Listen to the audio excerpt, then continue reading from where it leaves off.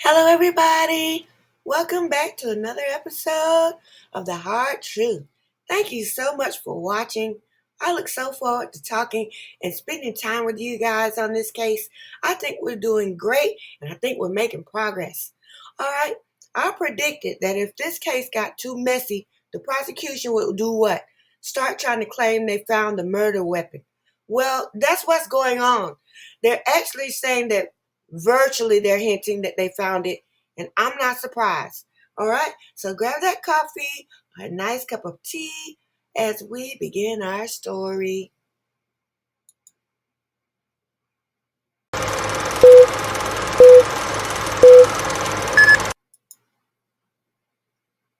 There are several articles floating around like this where they're reporting that the prosecutors are demanding Amazon information on the purchase of knives in a case against Brian Kohlberger. Now listen, who cares? Because honestly, we haven't even, it hasn't been proven that a K-bar knife is the murder weapon. And we haven't even proved that it was knives. It could have been machete. It could have been, the back end of a hammer, the claw side of a hammer. It could have been a lot of things. And so even if they do find a hit on all of this click activity for knives and whatever, it means nothing. Look at this article, how short it is. Okay, the first paragraph, prosecutors in the case of Brian Kohlberger. The case of Brian Kohlberger. The case is of the Idaho Four. And the four students, Maddie, Kaylee, Xana, and Ethan, who lost their lives. It's not the case of Brian Kohlberger. All right, that's bad. That's really bad. And then it says the man charged, okay, demanded customer information from Amazon related to the purchase of knives. I think this is really insulting the intelligence of the public. It's sensational. Those who believe that the narrative from the PCA, they'll believe this is relevant. Okay, they'll link a knife to Brian Kohlberger when we have no idea whatsoever what the murder weapon was, how many different murder weapons there were. And so this is not only reaching, it's just really a placeholder for a prosecution team, in my opinion, that doesn't have a case. Now, do you remember this press release and the conversation they had with the coroner, Mrs. Mabott? Idaho murder's father of slain victim says she had big open wounds, calls police cowards. This was published December the 12th. This is Fox 10, but this report is on several mainstream media uh, websites.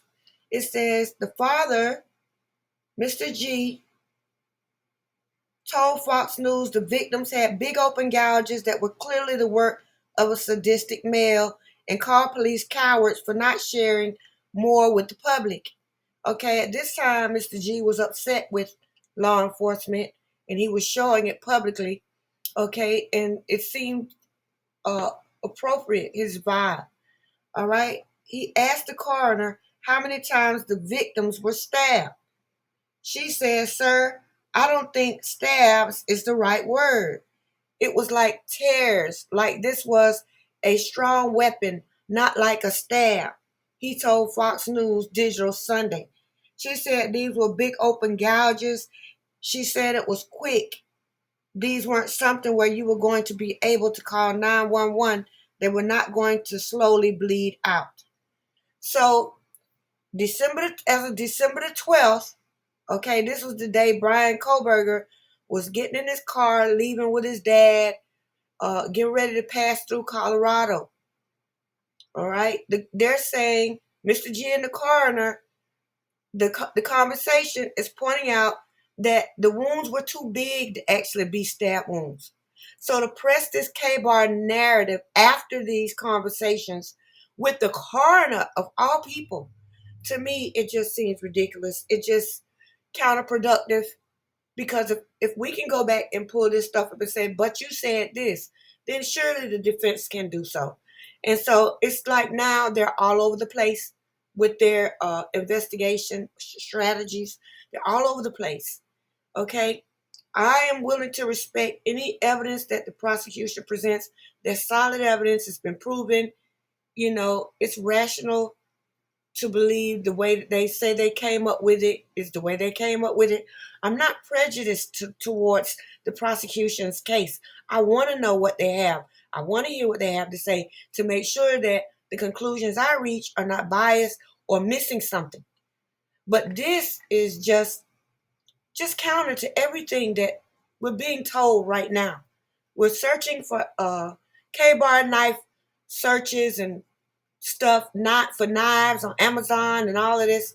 Just a big rabbit hole, another big rabbit hole that fit millions of people. If you're willing to, go for the deal of the day, it'll fit millions, tens of millions of people. All right, if you want to believe it. So, what do you think about this one? Another thing that I wanted to discuss is a question that I was asked in the live last night. Someone asked me if if Brian Kohlberger is found not to have committed the crimes between 4 and 420, does that exclude him as a suspect, completely, exonerate him? And I personally believe the answer is no. I'm going to put a survey out for you, but I just feel the answer is no. Just because it can be proven that Brian Kohlberger did not commit the Idaho 4 murders between 4 and 4:20 or 4:30 in the morning, which is the narrative we've been given and following since December. All right. If that turns out to be impossible, an impossible scenario, then that does not completely exonerate Brian.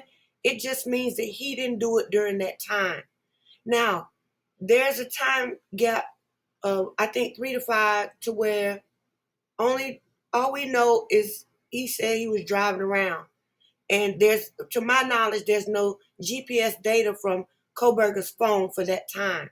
So if it can be proven that he did not commit the crime between 4 and 4:20 per se, that doesn't mean that he couldn't have done it after 4:30 in the morning. Remember, police weren't called until 11:58. All right, I'm just saying speculatively. All right, because we've got some things ingrained in our heads about this case that are not solid, concrete facts. So we have to continue to check those things. But as I was saying, just because it can be proven that he didn't do it between 4 and 4:30 doesn't mean that he wasn't involved in it between midnight and 3, right? Because only thing we have on him is maybe suspect vehicle moving around in Pullman, maybe his car, maybe him around 2 something in the morning. And so that's the only thing we have is that, and maybe, and even that's phone ping data. So my answer is no. I'm going to see what your answer is in the survey. Make sure you understand the question. If you don't, just email me and I'll explain it to you, or you can watch this video again. But this question is pertaining to only the timeline between 4 and 4:20 that's given in the PCA. All right? It's only based on that. All right? So hopefully your comments will reflect that you understand that part, or that you took the time to, listen to the explanation. All right? So I'll see you after the clip.